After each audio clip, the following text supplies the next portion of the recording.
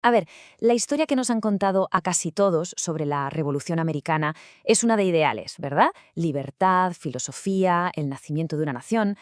Pero si rascamos un poquito la superficie, justo debajo de toda esa mitología patriótica, nos encontramos con un motor mucho más potente y bastante menos idealista, la verdad. Un motor financiero. Esta frase, bueno, queda justo en el clavo y resume a la perfección el análisis de hoy.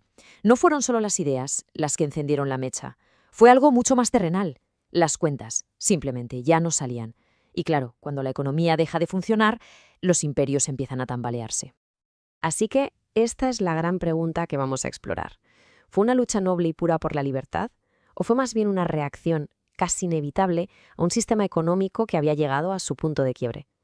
Pues vamos a ver qué hay de cierto en todo esto. Para entender la revolución, primero hay que viajar un poco hacia atrás, a la Guerra de los 7 años. Gran Bretaña ganó, sí, pero a un coste que casi vació las arcas del tesoro. La victoria trajo consigo una deuda colosal y una necesidad, pero desesperada, de ingresos. ¿Y la solución de Londres? Pues, cómo no, pasarle la factura a las colonias. Este era, por así decirlo, el sistema operativo del imperio. No era una asociación, para nada, era pura explotación. Un sistema diseñado para que la riqueza fluyera siempre en la misma dirección, al otro lado del Atlántico. Los colonos solo podían vender a Gran Bretaña, a precios británicos, y comprar solo a través de canales británicos. O sea, las reglas del juego estaban trucadas desde el principio. Y aquí es donde vemos el choque frontal de dos mundos. Para el Parlamento en Londres era una simple cuestión de contabilidad, de números. Los colonos eran activos que debían generar beneficios, punto. Pero claro, para los americanos la sensación era la de ser rehenes en un sistema que los estaba asfixiando económicamente. Pero el punto de inflexión, el más explosivo de todos, fueron las leyes de la moneda.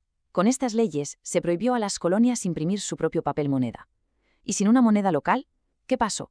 Pues que el crédito se evaporó y la economía entró en una espiral deflacionaria. Era como intentar dirigir un negocio sin poder usar dinero. Sencillamente, imposible. Ahora, lo más interesante de todo esto es que esta presión era universal. Afectaba a todo el mundo, desde el granjero más humilde hasta la élite más rica, como Washington o Jefferson, que por cierto estaban endeudados hasta las cejas con comerciantes británicos. De repente, la independencia ya no era solo una idea noble, sino también una oportunidad de lo más conveniente para hacer borrón y cuenta nueva. Y aquí, justo aquí, es donde la historia da un giro fascinante. Porque, seamos sinceros, la rabia y el descontento no son suficientes para ganar una guerra. Las revoluciones cuestan dinero, muchísimo dinero. Y los colonos, pues no lo tenían. Claro, la pregunta del millón, que rara vez se responde en los libros de historia, es ¿de dónde salió la pasta? Estados Unidos no ganó la guerra por tener más recursos propios. Ganó porque los enemigos de Gran Bretaña vieron una oportunidad de oro y decidieron, digamos, abrir la cartera. Francia fue la primera en mover ficha, pero eso sí, de forma totalmente encubierta. Crearon una empresa fantasma, que estaba dirigida, ojo al dato, por el autor de El Barbero de Sevilla, nada menos, y a través de ella canalizaron en secreto pólvora, rifles y oro a los rebeldes. Francia no estaba apoyando la democracia, estaba debilitando a su mayor rival sin arriesgar ni a uno de sus soldados. Una jugada maestra. España, claro, se unió al juego, canalizó plata desde La Habana para vengarse de derrotas pasadas. Y mientras tanto, los banqueros holandeses en Ámsterdam, que era el centro financiero mundial de la época, vieron la rebelión como lo que era, una inversión especulativa de alto riesgo. Compraron bonos americanos, apostando por la victoria. Aquí no había romanticismo, era puro y duro negocio. Mientras todo esto pasaba, dentro de las colonias, figuras como Robert Morris, que actuó como una especie de banco central de la Revolución, y Heinz Salomon, un inmigrante judío polaco, fueron absolutamente cruciales. Salomon, por ejemplo, convirtió los préstamos extranjeros en dinero contante y sonante y mantuvo al ejército de Washington a flote en sus peores momentos. Sencillamente, sin gente como ellos, la Revolución no habría durado ni 2 telediarios. Muy bien, ganaron la guerra, independencia. Pero esa independencia llegó con una factura enorme. Estados Unidos nació soberano, sí, pero también nació profundamente endeudado con las mismas potencias europeas que lo habían financiado. Y este endeudamiento es lo que dio forma al famoso debate entre Hamilton y Jefferson. A menudo nos lo presentan como una lucha filosófica, pero en el fondo era un debate sobre cómo pagar las facturas.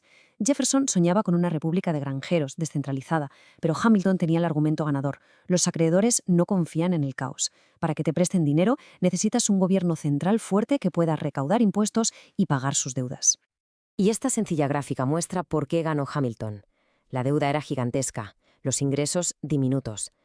El sistema de Hamilton no se eligió solo porque fuera más persuasivo, se eligió porque era una exigencia de los acreedores europeos.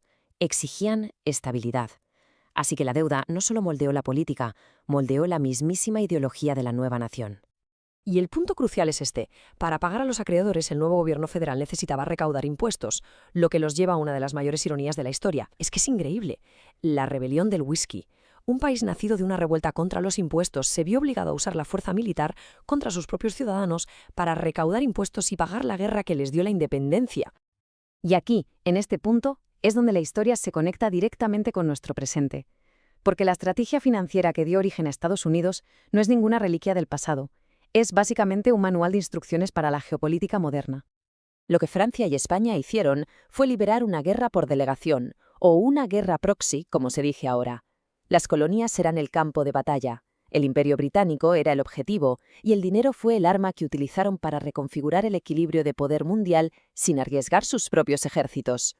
¿Nos suena de algo? Financiar insurgencias, armar a rebeldes a través de intermediarios, usar un lenguaje de libertad para ocultar intereses estratégicos. Las grandes potencias de hoy siguen jugando al mismo juego, con la misma lógica. La tecnología ha cambiado, sí, pero la táctica de debilitar a un rival financiando a sus enemigos sigue intacta. Y esta es la ironía final, la que lo cambia todo. Estados Unidos, que hoy se enfrenta a los desafíos de las guerras proxy en todo el mundo, nació exactamente de esa manera. Fue, en su origen, la insurgencia financiada desde el extranjero para debilitar a una superpotencia. La lección final, por tanto, es profunda. Los ideales son fundamentales, por supuesto, pero no son suficientes. Al final, las naciones no nacen solo de la imaginación y de grandes discursos, se financian hasta existir. El capital, el crédito y la deuda son los engranajes ocultos que de verdad mueven la maquinaria de la historia. Y con esto terminamos, dejando una pregunta en el aire. Si la historia nos enseña algo, es que detrás de muchos titulares y conflictos que vemos hoy en día, es muy probable que haya potencias rivales jugando exactamente al mismo juego que Francia y España jugaron en 1776. La cuestión, claro, es saber identificarlos.